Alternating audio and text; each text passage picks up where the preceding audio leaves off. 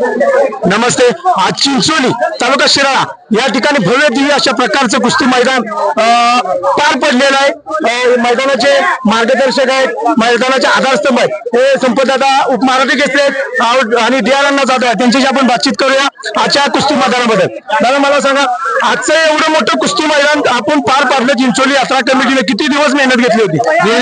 गेली 2 महिने आम्ही या कुस्ती ठरवण्यासाठी मेहनत घेतोय। माझे सहकारी मित्रमंडळी मी स्वतः गेली 2 महिन्यापासून आम्ही राबतोय या कुस्ती ठरवण्यासाठी आणि एकदम भारतामधला एक नंबरचा कुस्ती मैदान व्हावं ह्या प्रयत्न आम्ही गेली 2 महिने करतोय आणि त्या दृष्टीने आम्ही या कुस्त्या या ठिकाणी नेमलेल्या आहेत। निश्चितच आहे। पण काल उमेश मथुरा कॅन्सल झाला आणि लगेचच पृथ्वीराज पाटील ची कुस्ती तुम्ही सिकंदराबाद घेतली, कसं नियोजन केलं?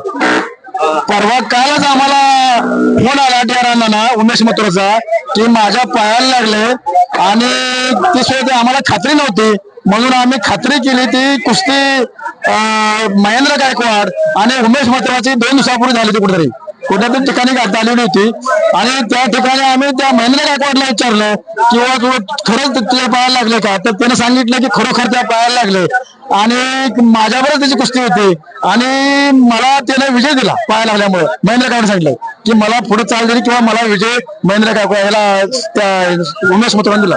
निश्चितच आज एवढी मोठी तगडी कुस्ती तुम्ही उमेश मथुरा जरी आला नसला तरी पृथ्वीराज बरोबर खूप चांगली कुस्ती झाली। अण्णा मला एक सांगा, आज एवढं मोठं कुस्ती मैदान आपण पार पाडलं याचं श्रेय नेमकं कोणाला जातं? दादांना आणि यात्रा कमिटीला, संपत दादा आणि यात्रा कमिटीला हे सर्व श्रेय आहे। कारण दादांनी जे 2.5 महिने जी मेहनत घेतली आणि हे कुस्ती मैदान जे चांगल्या पद्धतीने आज जे चांगले परिणाम बघायचे मिळालेले आहेत फक्त संपत दादा आणि यात्रा कमिटी यांच्यामुळेच मिळालेले आहेत। कारण अशा कुस्त्या होणे नाही, कारण पृथ्वीराज सुद्धा काल अचानक तयार करायची म्हणजे साधी गोष्ट नव्हती। पृथ्वीराज ना आमच्यासाठी त्याने सांगितलं तुम्ही बोलताय तर मी सिकंदर बरोबर खेळायला तयार आहे।